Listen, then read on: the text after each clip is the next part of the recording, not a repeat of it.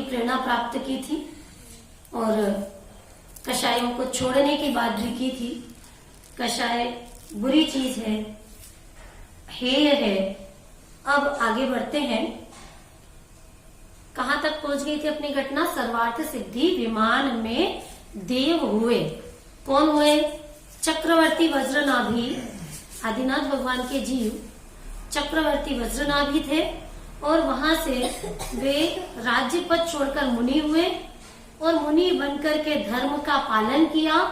और एक बात जो कल नहीं बताई थी हमने, वो ये थी कि इसी भाव में उन्होंने 16 कारण भावनाएं भाई थी।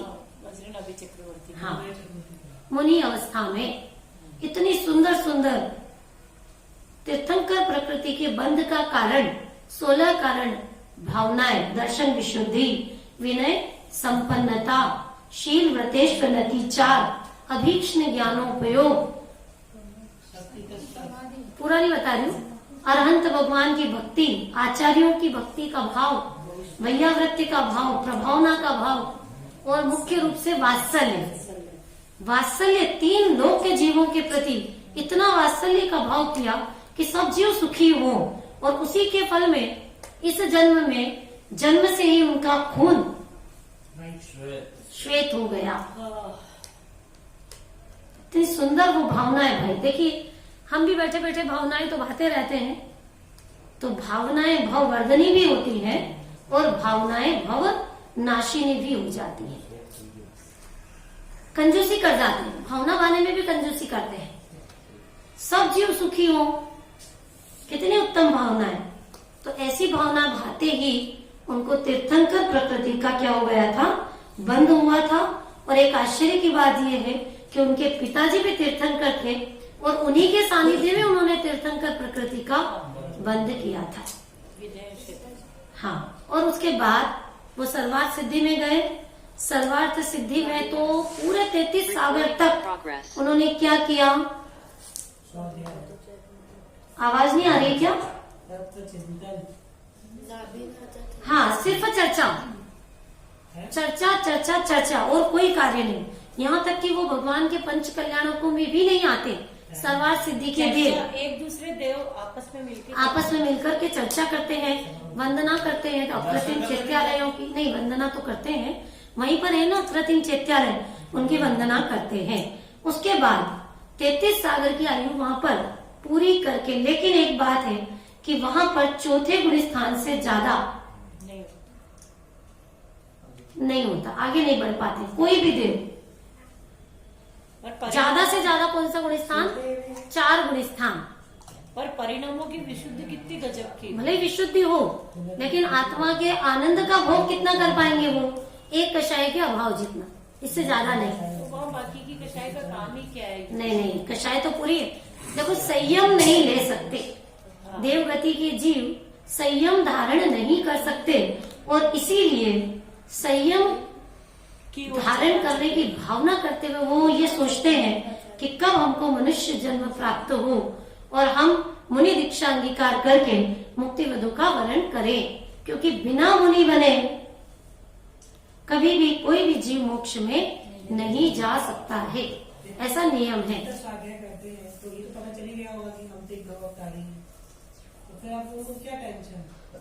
हाँ, टेंशन कुछ नहीं है, बहुत धैर्यवान रहते हैं जीव। लेकिन चारित्र मोह तो है ना उनकी परिणति में, और चारित्र मोह है तो उसका दुख भी है। शुभ लेश्यान, शुभ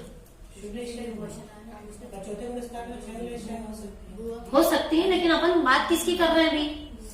सर्वार्थ सिद्धि के देवों की बात चल रही है, अहम इंद्रों की।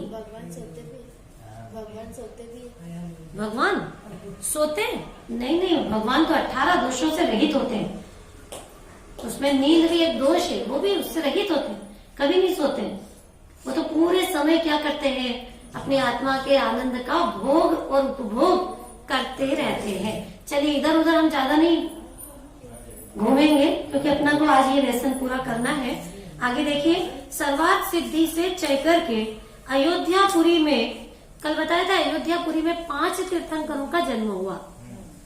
कोई बता सकता है कौन कौन से 5 तीर्थंकरों का हुआ था? आदिनाथ, अचितनाथ भगवान, हाँ संभवनाथ नहीं, संभवनाथ नहीं, हाँ अभिनंदन नाथ भगवान और सुमतिनाथ भगवान और अनंतनाथ भगवान, इन 5 तीर्थंकरों का जन्म अयोध्यापुरी में हुआ था। वैसे तो सभी तीर्थंकरों का जन्म अयोध्या में ही होता है।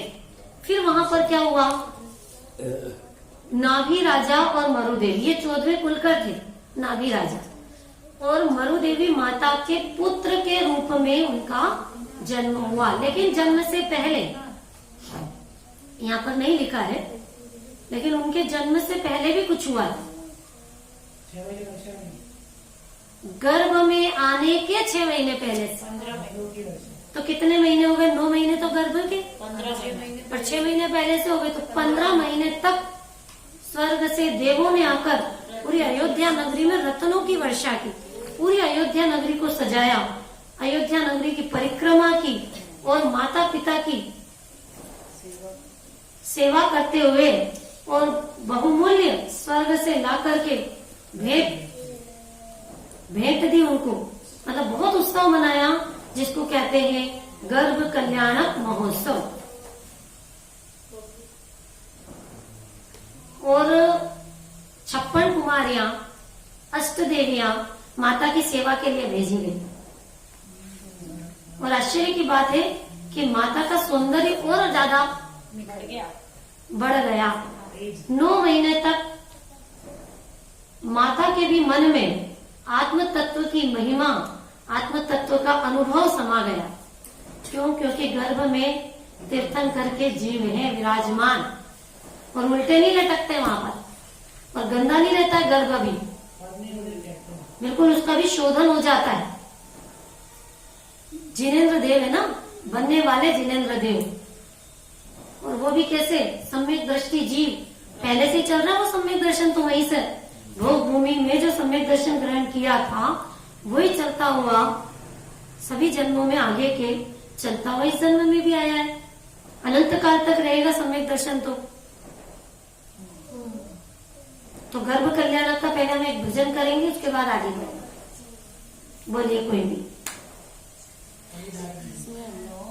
जी माने देखे 16 सपने, जाने उनका वो जाने उनका पर क्या होगा। सब सुबह रावत देखा, मेघ समान सूरज नहीं, दूजा एक शुभ देखा, उन्नत कन्या सन बने, ऐसा स्वप्न कभी नहीं देखा, ऐसा स्वप्न कभी नहीं देखा, अजरज हो गए भागो सुनो जी, माने देखे 16 सपने, जाने उनका हो, जाने उनका कल क्या हो। बस अब क्या है, नहीं बस पूरा करना है। तो अयोध्या नगरी के और भी नाम है, अवधपुरी, अवधपुरी और साकेतपुरी। कहीं पर अगर आप पूजा करेंगे तो उसमें ये नाम भी आएंगे, साकेतपुरी, सुकोशिला और विनीता। ये सब अयोध्या के ही नामांतर हैं। विनीता, साकेतपुरी, विनीता उस नगरी का नाम है, ये भी अयोध्या का ही ये नाम है।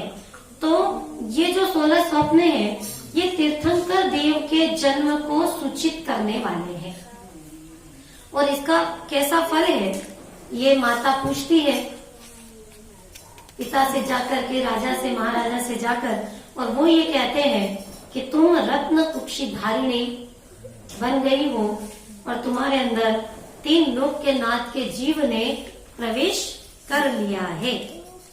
ठीक है विधि, अभी प्रश्न पूछेंगे, ध्यान से सुनते जाइए। अब जब माता और देवी साथ में रही तो तत्व चर्चा ही की होगी ना। क्या तत्व चर्चा की है, थोड़े से प्रश्न बता देते हैं आपको तत्व चर्चा के।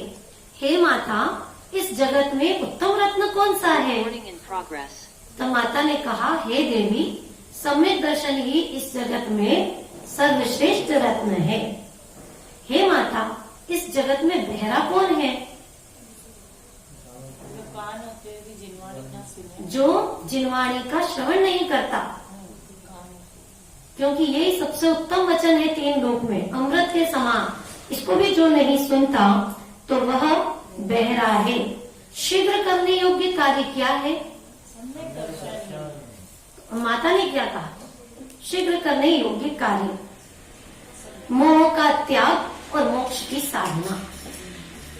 मोह का त्याग और मोक्ष की साधना। मतलब वो भगवान बोल रहे हैं एक तरीके से, माता हाँ, ने एक तरह से उनके गर्भ में से भगवान ही उत्तर दे रहे हो, इस तरह से समझना चाहिए। और ऐसे अनेक प्रश्न उत्तर चलते रहे, जिससे कि माता का मन उसमें लगा रहे।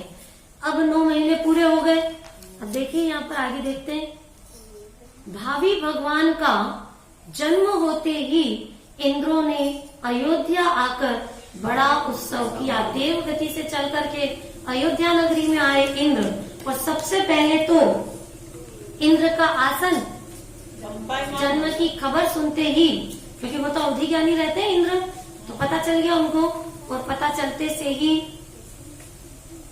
और उनका आसन भी कंपायमान कंपायमान हुआ, तो उनको पता चल गया। तो सर्वत्र आनंद ही आनंद छा गया। 3 लोक में, नरकों में भी आनंद छा जाता है। कब? भगवान का जन्म होता है उस समय।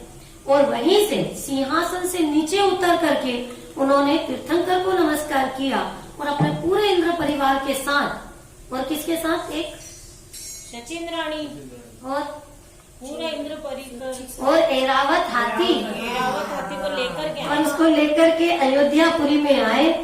और सबसे पहले बाल तीर्थंकर को स्पर्श करने का सौभाग्य सचिंद्राणी को शची इंद्राणी को मिला। उसको खुद को कभी पुत्र होता नहीं, क्योंकि देवगति में बच्चा कोई जन्म नहीं लेता है। चांस नहीं है।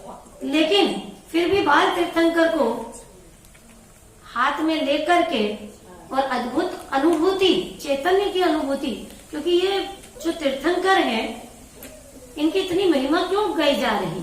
क्योंकि ये चैतन्य तत्व की महिमा में लीन है, और हमको भी चैतन्य तत्व का परिचय कराने वाले हैं, मुक्ति के मार्ग को बताने वाले हैं, इसलिए उनकी इतनी महिमा है। तो फिर वो लेकर के आती गर्भगृह में जाकर के, और उसके बाद वहां पर मायामयी दूसरा बालक सुला करके, ताकि माता को किसी प्रकार का कष्ट न हो, और माता को तो पहले नींद में सुला देती, और उसके बाद वो लेकर के आती है और स्वधर्म इंद्र को देती है। उसके बाद सेकंड नंबर देखो, शची इंद्राणी स्वधर्म इंद्र के भी पहले मोक्ष में जाने वाली है। क्यों? क्योंकि उसकी आयु कम है, और स्वधर्म इंद्र की आयु ज्यादा है, तो उसकी आयु पूरी होगी, और वो भी एक भावधारी है। तो मनुष्य में, क्योंकि वहां सम्यक दर्शन लिया है, उसका मोक्ष कल्याण मुनाने जाएगा सोगा जाएगा ना, क्यों नहीं जाएगा? मतलब वो नमस्कार करेगा। स्वधर्म इंद्र का भी नमस्कार शची इंद्राणी को, जब वो मोक्ष में वो जीव चला जाएगा तो उसके चरणों में नमस्कार पहुंचेगा। ऐसी है अद्भुत महिमा। तो फिर वो स्वधर्म इंद्र ऐरावत हाथी पर बिठा करके, और कहा जाते हैं? सुमेरु पर्वत पर। 5 मेरु है अपने ऊपर विराजमान, उसमें जो बीचों बीच है वो कौन सा है? सुमेरु पर्वत। उसका दूसरा नाम है सुदर्शन मेरु। उस मेरु पर ले जाते हैं, और वहां पर, और साथ में कौन जाते हैं? देखो, ईशान इंद्र छत्र लगाते हैं हाथी पर ही, और सनत कुमार और महेंद्र, ये 2 देव चंवर डोलते हुए जाते हैं, और 99,000 योजन ऊंचे मेरु पर्वत पर ले जाते हैं उनको। और वहां पर जो कि पूरा सोने का बना हुआ है वो पर्वत, और तीर्थ है, सूर्य चंद्रमा जिसकी परिक्रमा लगाते हैं, वहां पर जाकर के रिद्धिधारी मुनिराज भी ध्यान लगाते हैं, ऐसे पर्वत पर वहां पर उनका अभिषेक, जिसको बोलते हैं जन्माभिषेक, 1008 बड़े बड़े कलशों से कहाँ से लाते हैं जल? क्षीर सागर से लेकर के आते हैं। 5वें नंबर का समुद्र है क्षीर समुद्र, वहां से लेकर के आते हैं। तो भजन अब एक जन्म कल्याण, हाँ शाबाश बोलो। गाओ गाओ, अच्छा गाओ।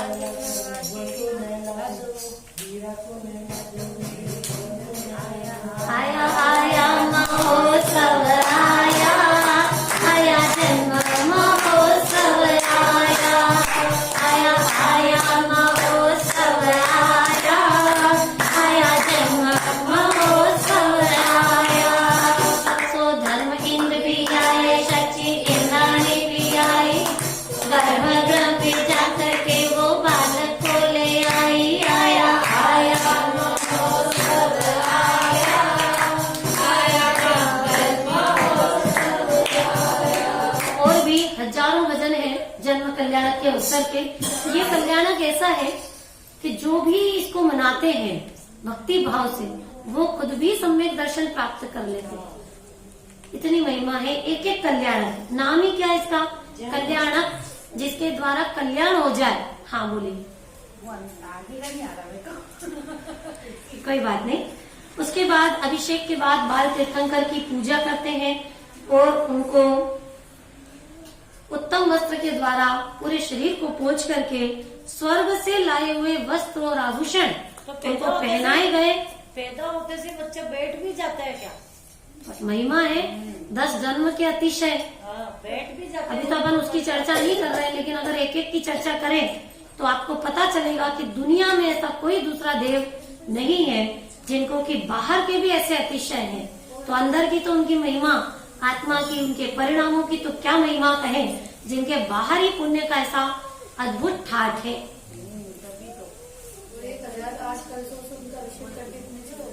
हाँ, और उसके बाद उनके ललाट पर तिलक को लगाते हैं और इतना सुंदर रूप होता है उस समय उनका कि इंद्र 1000 नेत्र बना करके बाल तीर्थंकर के रूप को देखते हैं और तो भी तृप्त नहीं हो पाते। कितने नेत्र? 1000 नेत्र से इतने से बालक को देखते हैं। तो क्या बाहर के रूप को देखते हैं कि अंदर के रूप को? उनके अंदर की वितरागता को देखते हैं, अंदर के गुणों को देखते हैं। दोनों ही सुंदर है। नहीं, महिमा पुण्य भी अद्भुत और पवित्रता भी अद्भुत। पुण्य और पवित्रता दोनों का संगम है उनके अंदर। क्यों ऐसा क्यों हुआ उनके अंदर? कोई बता सकता है? अभी बताया था थोड़ी देर पहले।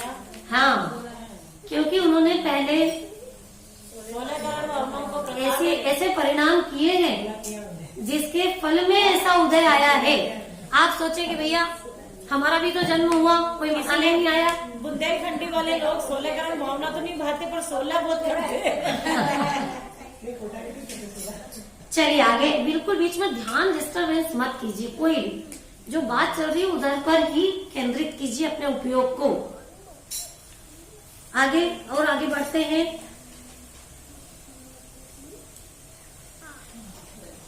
जिस वक्त भावी भगवान का जन्म हुआ उस वक्त इस भरत क्षेत्र में तीसरा काल था। हाँ, मतलब अंतिम चल रहा था तीसरा काल, और लोगों को सब चीजें कल्प वृक्ष से मिल जाती थी। वस्त्र चाहिए, भोजन चाहिए, बर्तन चाहिए, जो चाहिए सब मिल जाता था।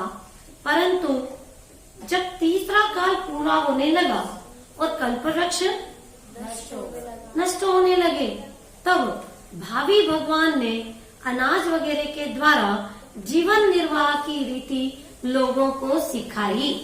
अब क्या करें, सब परेशान हो गए, खाएं क्या? कल्प वृक्ष तो नष्ट होने लगे। अब बड़ी गंभीर स्थिति हो गई थी उस समय। हाँ, तीसरा काल का लास्ट था ना, इसलिए वो कल्प वृक्ष सब खत्म होने की कगार पर आ गए। तो सबको चिंता हो गई कि भैया अब हमारा होगा क्या, आगे का जीवन हम अपना कैसे बिताएंगे। तो किसके पास जाएं? तो गए सब अपने भावी भगवान के पास। तो उन्होंने क्या बताया कि अनाज वगैरह के द्वारा जीवन निर्वाह कैसे करें उसकी रीति भी लोगों को सिखाई। मतलब अलौकिक विद्या तो सिखाई ही, लेकिन लौकिक विद्या भी उन्होंने सिखाई। आदि राजा आदिनाथ ने, भगवान ने नहीं, राजा ने और भी अनेक विद्याएं सिखाई और भरत क्षेत्र में राज व्यवस्था चलाई।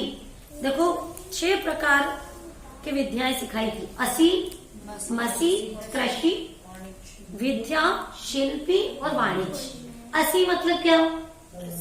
तलवार चलाना। मसी, हाँ, लेखन विद्या। कृषि, खेती बाड़ी। विद्या, हाँ, अक्षर कला, एजुकेशन, पढ़ना। शिल्प, हाँ, आर्टिकल्स मतलब अनेक तरह की कलाएं, बहुत तरह की कलाएं। और वाणिज्य, व्यापार, इस तरह की उन्होंने सबको शिक्षाएं दी। भावी भगवान का जीवन बहुत ही पवित्र था।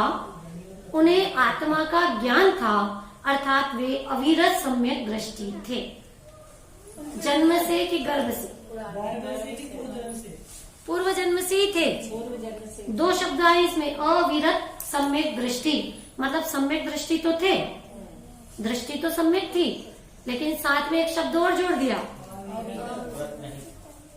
अविरत। मतलब जिसमें कोई भी व्रत अंगीकार नहीं किए गए। व्रत कौन से होते हैं? 5 अनुव्रत और 5 महाव्रत। हिंसा, झूठ, चोरी, कुशील और परिग्रह, ये 5 पाप है ना। इन पाप का त्याग करना वो व्रत होता है। तो उस समय, जिस समय की ये घटना बताई जा रही है, उस समय उनको कोई भी व्रत नहीं थे। नहीं, ऐसा नहीं, प्रतिज्ञाबद्ध वाली। सामान्य सदाचार तो एक हर जैनी को होता है, वो वाली बात नहीं है, लेकिन प्रतिज्ञाबद्ध होकर के त्याग करना, वो बहुत सारी उसमें बातें हैं। अभी आगे बढ़ते हैं। भावी भगवान ऋषभदेव जब राजा थे, अब बड़े हो गए, राजा बन गए, राजा थे, तब उनकी 2 शादी हुई। 2 रानियां थी। कौन कौन सी 2 रानियां थी? नंदा और सुनंदा। और उनके 101 पुत्र थे। तो नंदा के तो भरत चक्रवर्ती आदि 100 पुत्र और 1 पुत्री, और सुनंदा से 1 पुत्र जिसका नाम बाहुबली, और पुत्री जिनका नाम सुंदरी। तो 101 पुत्र और 2 पुत्रियां। हाँ, ये देखो, ब्राह्मी नामक पुत्री नंदा माता से जन्मे थे, और बाहुबली पुत्र का और सुंदरी नामक पुत्री का जन्म सुनंदा माता से हुआ था। ऋषभदेव ने सब पुत्रों को अच्छा धार्मिक ज्ञान दिया। ये सब समझ लो भाई, बच्चों को ऋषभदेव ने भी अपने बच्चों को क्या ज्ञान दिया था? धार्मिक ज्ञान दिया था। धार्मिक मतलब कौन सा धार्मिक? जैन धर्म का अच्छे से अच्छा ज्ञान दिया था। मतलब 7 तत्व, 6 द्रव्य, 50 9 पदार्थ, इन सब का अच्छी तरह से सबको ज्ञान होना जरूरी है, इसलिए ज्ञान दिया। एवं सभी तरह की, क्या सिर्फ धार्मिक ज्ञान दिया? कि सभी तरह की विद्याएं भी पढ़ाई। मतलब हर क्षेत्र में अव्वल, हर क्षेत्र का ज्ञान होना चाहिए। कि सिर्फ धर्म सीख लिया और कर्म का कुछ नहीं आता, या सिर्फ कर्म सीख लिया, धर्म में 0, ऐसा भी नहीं। सब तरह का ज्ञान, सब में पारंगत, इस तरह से उन्होंने अपने पुत्रों को किया। ये नहीं बताया इन्होंने यहाँ पर, लेकिन चित्र में बताया। देखो, अपनी दोनों पुत्रियों को भी ज्ञान दे रहे हैं। दिखाई दे रहा है आपको चित्र में? एक को अंक कला और एक को अक्षर कला। हाँ, अक्षर कला और अंक कला, इस तरह से ब्राह्मी लिपि जो आपने नाम सुना होगा, वो सिखाई। तो ये मतलब लड़कियों को भी शिक्षा जरूरी है, ये बात आदिनाथ राजा ने बता दी। आगे इस तरह से बहुत काल बीत चुका। अभी तो 2 कल्याण हुए, गर्भ और जन्म कल्याण, और बड़े होते जा रहे हैं। और 84 लाख पूर्व की आयु थी, उसमें से 83 लाख पूर्व व्यतीत हो गए। पूर्व एक समय, बहुत लंबा समय है। पूर्व मतलब क्या होता है? समय का एक माप है, समझ लीजिए। तो ये इतना उनका व्यतीत, यहाँ तो इतना बताया, बहुत काल बीत चुका। अब एक बार चैत्रवदी नवमी के दिन, जिस दिन उनका जन्म हुआ था, उसी दिन अयोध्या में भावी भगवान का जन्मोत्सव हो रहा था। जन्म का उत्सव मनाया जा रहा था। अब देखना, पूरी कहानी बदलने वाली है। बड़ा राज दरबार लगा हुआ था। राजा कौन थे? हाँ, ऋषभदेव राजा थे। अनेक राजा आकर उनका अभिनंदन करते थे और उत्तम वस्तुएं भेंट करते थे। जन्मोत्सव मनाया जा रहा था ना, तो अभिनंदन कर रहे हैं और ला ला करके अच्छी अच्छी भेंट भी उनको दे रहे हैं। देव देवियां, और देखो मतलब अनेक राजा तो आ ही रहे हैं, लेकिन साथ में आगे किसकी और कौन आए? देव देवियां भी आकर भक्ति से नृत्य करते थे। अब देखो ये दिखाई दीजिए, दे रहा है आपको यहाँ पर नृत्य का पूरा चित्र दिया। इधर देखो ये राजा बैठे हुए हैं।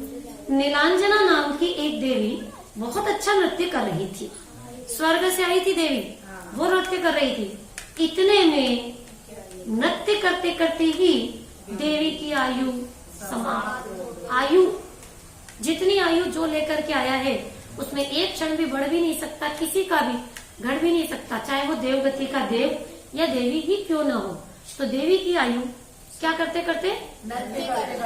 करते ही पूरी हो गई और उसकी मृत्यु, आयु जैसी खत्म, मृत्यु हो गई। मतलब देह परिवर्तन।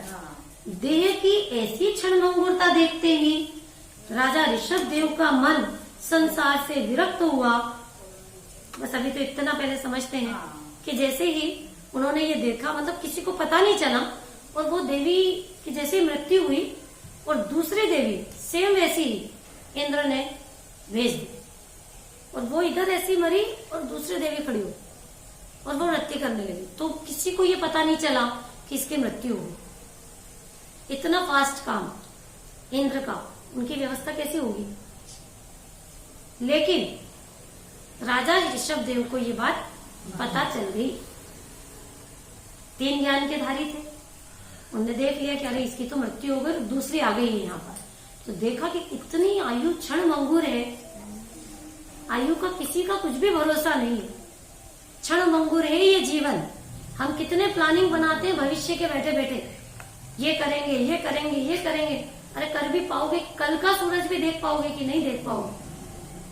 6 महीने पूर्व माला की विदाई आती है देव देवियों की, तो देवी को तो पता ही था कि मेरी हाँ, बहुत अच्छा प्रश्न पूछा इन्होंने कि उस देवी को तो पता था कि मेरी आयु पूरी होने ही वाली है, क्योंकि 6 महीने पहले पता चल जाता है। तो फिर वो आई क्यों नाचने? तो स्वर्ग में एक ऐसा नियम है कि जो इंद्र कहे वो बाकी के जो उनके अधीनस्थ देव हैं उन सबको उस आज्ञा का पालन नियम से करना ही पड़ता है। यहाँ तो कोई आप मना भी कर दो किसी को, यहाँ तो मना कर देते हमको नहीं करना, या हमारा सिर दुख रहा है, आज ये हो रहा है, कुछ भी बहाना बना देते हैं। लेकिन वहां पर कोई बहानेबाजी चलती नहीं है। उन्होंने कह दिया आयु पूरी हो रही हो तो हो रही हो, आपको नृत्य करने जाना है। देखो स्वर्ग में भी सुख नहीं है, ये भी सिद्ध होता है इससे। अगर अपने परिणाम कहते रहे, मालूम पड़ जाए 6 महीने बाद में मरने वाले, तो परिणामों में भी तो अंतर आ जाता होगा ना? हाँ आ जाता है ना, क्यों नहीं आता? किसी का कि भैया जानने वाले, देखो 2 तरह के जीव रहते हैं, ज्ञानी जीव और अज्ञानी जीव। तो अज्ञानी जीव क्या करते हैं? मरण का पता चलते ही रो रो करके समय बिताते हैं, दुख मनाते हैं। लेकिन ज्ञानी जीव धर्म ज्ञान करके जाना तो है। करुणा जी, ज्ञानी जीव क्या करते हैं? ज्ञानी जीव सोचते हैं कि मैं तो अनादि अनंत आत्मा हूँ, मेरी तो मृत्यु होती ही नहीं है, इसलिए वो निर्भयता से समाधि पूर्वक मरण करते हैं। अब वो नीलांजना ने क्या उसका उस समय परिणाम रहा होगा, लेकिन अभी तो अपन को ऋषभदेव के परिणाम क्या हो रहे हैं वो देखना है, उसकी चर्चा करना है। तो उन्होंने क्षण भंगुरता देखी और साथ ही जगत की स्वार्थ वृत्ति भी देखी, और उनका मन जो संसार में लगा हुआ था, संसार में लगा हुआ तो नहीं था, लेकिन अब और अधिक आत्मा में लीनता के लिए उनका मन मचलने लगा, और उनको दीक्षा लेकर के मुनि बनने के भाव जागृत हो गए अंदर ही अंदर। इस दृश्य को देख करके ऐसा नहीं है कि मृत्यु देख करके किसी को वैराग्य होता है, लेकिन जिसको वैराग्य होना हो उसको कोई भी बाद में निमित्त मिल जाता है। तो ऋषभदेव को, राजा ऋषभदेव को उसी समय वैराग्य होना था, और निमित्त बाहर नीलांजना की मृत्यु का मिल गया। तो उसके बाद उन्होंने जैसे ही विचार किया, तो उसी समय लोकांतिक देव जो सिर्फ तप कल्याण में ही आते हैं, उस अवसर पर ही आते हैं स्वर्ग से, और कोई कल्याणक में नहीं आते हैं, वो लोकांतिक देव वहां पर आ गए, और उन्होंने प्रभु के वैराग्य की भरपूर अनुमोदना की। कैसे की? हे प्रभु, आपने जो ये विचार किया है दीक्षा लेने का, ये बहुत ही सुंदर विचार किया है, हम इसकी अनुमोदना करते हैं, धन्य है आपको और आपके इस विचार को। आपने मुक्ति के प्राप्ति के लिए अपना आगे कदम बढ़ा दिया है, यह विचार किया है। इसके बाद वो तो चले जाते हैं, लेकिन आगे देखिए आप इसमें क्या लिखा है। इंद्र ने भी बड़ा उत्सव किया। जो स्वधर्म इंद्र आया था गर्भ कल्याणक में, जन्म कल्याणक में, वही वापस उपस्थित हो गए, और उस समय देवता और मानवों में, देव और मानवों में चाहिए चल पड़ी, पालकी का कौन हकदार रे, पालकी का कौन हकदार। क्या चर्चा चल पड़ी कि भाई वो जो स्वधर्म स्वर्ग के देव थे ना, इंद्र, वो सारे इंद्र देवता आ गए, तो वो अपने साथ एक पालकी लेकर के आए, और उस पालकी में प्रभु को बिठाया। अब उस पालकी को लेकर के कहां तक जाना था? जंगल में। जंगल में मुनिराज बनते ना, दीक्षा लेते हैं, तब जंगल में जाते हैं, तो जाना था लेकर के। तो उनमें ये विवाद हुआ कि इस पालकी को कौन उठाए सबसे पहले। तो देवता ने कहा लेकर कौन आया? हम लेकर आए ना पालकी, और सारे कल्याणक भी हम ही मना रहे हैं, तो हम ही ये पालकी सबसे पहले उठाएंगे। तो मनुष्यों ने कहा कि नहीं, पालकी तो सबसे पहले हम उठाएंगे। तो फिर लास्ट में ये निर्णय दिया इंद्र ने, उनके ऊपर छोड़ दिया कि भाई आप बताइए क्या करें। तो उन्होंने ये कहा कि बात तो मानवों की,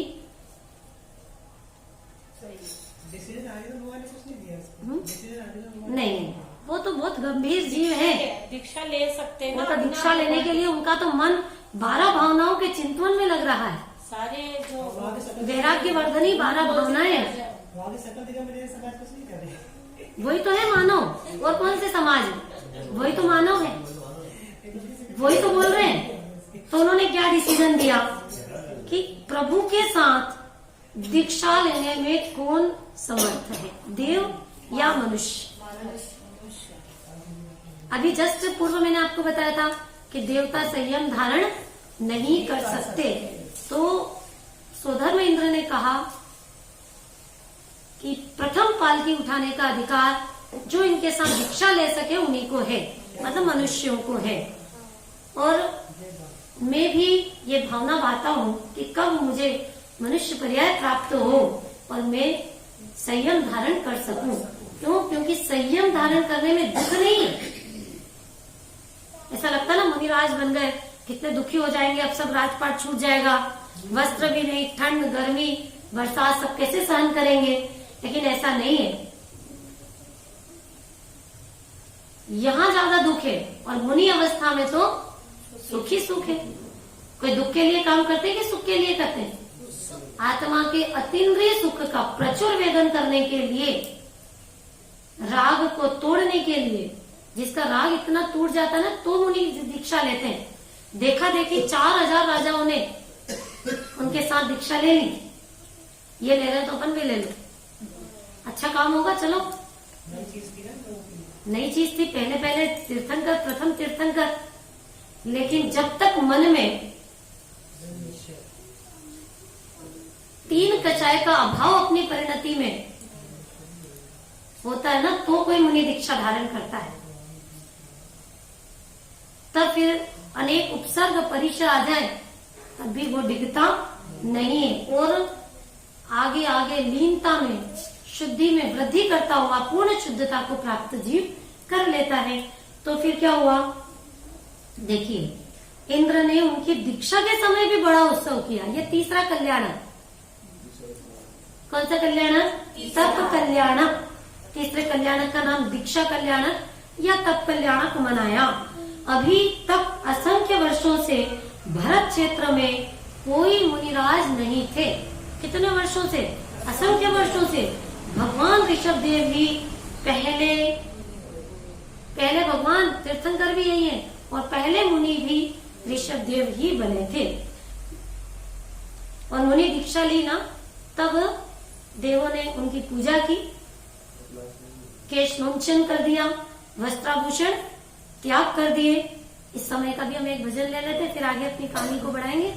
बोलिए कोई भी दीक्षा कल्याण का भजन।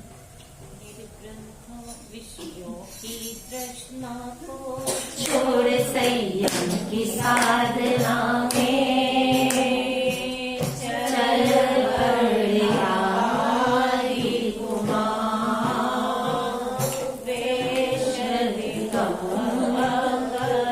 बस ठीक है। इस तरह से अनेक भजन है जो अपने को इसकी अनुमोदना करने के लिए और अपना भी मन मुनि बनने के लिए हो, इसके लिए बहुत से भजन हम बोलते हैं। इसके बाद क्या हुआ, मुनि दीक्षा धारण कर ली, और तीर्थंकर के जीव मुनि बनते से ही मौन हो जाते हैं। अब उपदेश नहीं देते, मौन अंगीकार कर लिया और उग्र आत्म ध्यान किया। मुनिराज का काम क्या है? आत्मा का ध्यान। उग्र, और उसके आगे एक शब्द और लगा दिया। आत्मा का ध्यान तो गृहस्थी में भी कर रहे थे, लेकिन उग्र नहीं कर पा रहे थे। और उग्र तो तभी होगा जब मुनि दीक्षा होगी। तो उग्र आत्म ध्यान किया। 6 मास तक तो वे ध्यान में ही स्थिर खड़े रहे। उसके बाद भी 7 मास 9 दिन तक ऋषभ मुनिराज को आहार नहीं मिला। ये और एक घटना हो गई, देखो उनके जीवन। हाँ, जो इसमें लिखा है वही सही है। देखो क्या लिखा है, पहले 6 महीने तक तो उनको आहार का विकल्प ही नहीं आया। उसके बाद विकल्प आया तो वो गए नगर में आहार लेने के लिए, लेकिन किसी को भी उस समय प्रथम तीर्थंकर थे, इसलिए किसी को भी उनको आहार देना कैसे उसकी विधि का ज्ञान नहीं था। तो अब वो जो भी कुछ कर रहे थे तो वो विधि पूर्वक आहार नहीं दे पा रहे थे। तो मुनिराज तो विधि पूर्वक ही लेते हैं ना, तो उन्होंने आहार नहीं लिया। तो इस प्रकार से प्रतिदिन आते गए जाते गए, मतलब आहार का विकल्प आया, नहीं मिला, आहार का विकल्प खत्म, पुनः आत्मा ध्यान में लीन। ऐसा नहीं होगा कि अरे आहार ही नहीं मिला तो खेत खिन्न हो जाए, ऐसा कभी नहीं होता मुनिराज के साथ। विकल्प टूटा, निर्विकल्प अवस्था में पुनः आरूढ़ हो जाते हैं। तो इस तरह से कितना समय बीत गया, 7 मास 9 दिन। इस प्रकार 1 वर्ष से ज्यादा काल भोजन के बिना ही बीत गया। परंतु अब बहुत महत्वपूर्ण बात है, भगवान को कोई कष्ट न था। वे तो आत्म ध्यान करते थे और आनंद के अनुभव में मग्न रहते थे। तब तो मुनि दीक्षा धारण कर ली। आहार मिले तो भी कुछ नहीं, नहीं मिले तब भी कोई फर्क नहीं पड़ता। आनंद में फर्क नहीं पड़ना चाहिए, बल्कि आनंद प्रति समय बढ़ता जाना चाहिए।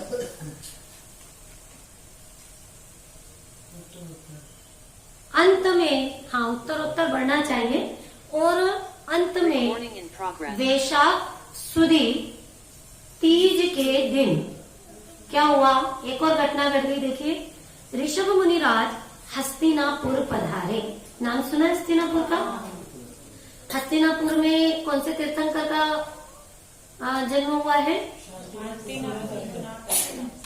ऐसी पवित्र भूमि है वो, लेकिन वो तो इसके भी पहले की घटना है। तो हस्तिनापुर में पधारे मुनिराज को देखते ही वहां के राजकुमार श्रेयांश को बड़ा भारी आनंद हुआ और पूर्व भव का ज्ञान हो गया। मुनिराज को देखते से ही पूर्व भव का ज्ञान हो गया और उन्हें क्या मालूम पड़ गया कि इन्हीं भगवान के साथ 8 भव पूर्व मैंने मुनियों को आहार दान दिया था। इन्हीं के साथ दिया था। किसको दिया था? मुनिराज को दिया था। भक्ति भाव से मैंने आहार दान जिस विधि से दिया था। 8 भव पूर्व तो वो होगा ना, भोग भूमि। नहीं वो नहीं, भोग भूमि थी ना, तो 7 भव पहले थी वो, 8 भव पहले। अरे आदिनाथ मुनिराज ये राज्यावस्था में थे जब। नहीं, राजा वज्रजंग थे ना, तब उन्होंने आहार दान दिया। हाँ, तो तब भोग भूमि नहीं थी। अरे भाई, आदिनाथ भगवान पैदा हुआ उसके बाद भोग भूमि खत्म हुई ना, उसके पूर्व तो भोग भूमि थी ना। अरे भाई, कल बताया था ना, श्रीमती और वज्रजंग की पर्याय में मुनिराज को आहार दान दिया था। ये कल बताई थी पूरी घटना आपको। दूसरे स्थान, ये पूर्व के 7वें भव की बात है। ये वज्रजंग की पूर्व के 7वें भव की बात, ठीक है। गरज क्षेत्र की बात नहीं होगी, ये धातकी खांडिया कहीं होगी। कोई भी क्षेत्र की बात हो, अपने को पॉइंट क्या देना है पहले ये समझो। पॉइंट मूल बात समय हो जाता है। फिर देखो क्या कह रहे हैं कि क्या मालूम पड़ गया कि मैंने मुनिराज को आहार दान दिया था। मतलब इन्हीं की पत्नी, वो भी इनको भी आहार कराती थी, पहले भोजन कराती होगी कि नहीं, राजा को, रानी, और मुनिराज को भी दिया था। तो वो सारी घटना याद आ गई और उन्होंने तो हाँ, बहुत काल बीत गया फिर भी याद आ गया। और याद आते ही, अभी तक तो किसी को पता ही नहीं था विधि, लेकिन उनको याद आई और बड़ी भक्ति के साथ उन्होंने मुनिराज का आह्वान किया। कैसे आह्वान किया? शांत में लगा दिया, बड़ी भक्ति के साथ और मन वचन काय की शुद्धि पूर्वक नवरा भक्ति के साथ गन्ने के रस का भगवान का पारणा कराए। भगवान का से आशय यहाँ समझ लेना, भावी भगवान मतलब मुनिराज का पारणा कराए। अगर भगवान क्यों नहीं मानेंगे अपन यहाँ पर? भगवान तो क्षुधा से रहित है, भगवान को कवलाहार नहीं होता। मुनि अवस्था की बात है ये। हाँ, ज्ञानवान तो मुनिराज भी हो सकते हैं। हाँ, मुनिराज को भी भगवान की उपमा दी जाती है। जैसे यहाँ पर कहा कि भाई भगवान को पारणा कराया, लेकिन समझना क्या है, उस पर चर्चा चल रही है कि मुनिराज की अवस्था की बात चल रही है अभी। उनको पारणा कराया और मुनि होने के बाद भगवान ने फिर से लिखा, देखो भगवान ने यह पहली ही बार आहार लिया था। अतः यह देखकर सभी लोग बहुत आनंदित हुए। देवों ने भी आकाश में बाजे बजाकर बड़ा उत्सव मनाया और इसी दिन से अक्षय तीज पर्व के रूप में आज तक हम भी इस पर्व को मना रहे हैं। इस समय के लिए एक भजन है प्रसिद्ध, बोलिए। आए मुनिवर आज मेरी कुटिया में आए, चलते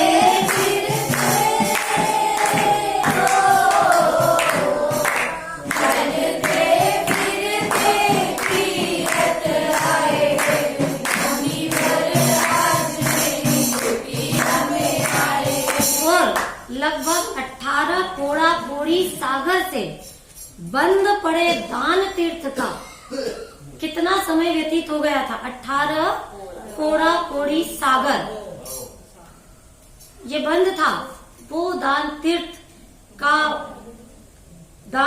का प्रवर्तन इस दिन से प्रारंभ हुआ था और इसीलिए दान तीर्थ में सबसे ज्यादा प्रसिद्ध हो गए राजा श्रेयांश। अभी तक भी राजा श्रेयांश भोजनशाला नाम उनके नाम से रखा जाता है। अब आगे बढ़ जाते हैं। देखो बस पूरा कर देते हैं, टाइम लगेगा इसमें, अगली बार होगा ये। अभी हम यहीं तक रखते हैं, आचरी हुई है। अभी तो आहारचर्या हुई है। अब ध्यान, फिर से ध्यान, तीव्र ध्यान में श्रेणी लगा करके अरहंत पद प्राप्त करेंगे। फिर क्या क्या होगा और सिद्ध पद होगा, इस सारी चर्चा हम अगली क्लास में करेंगे। कल हमने एक कविता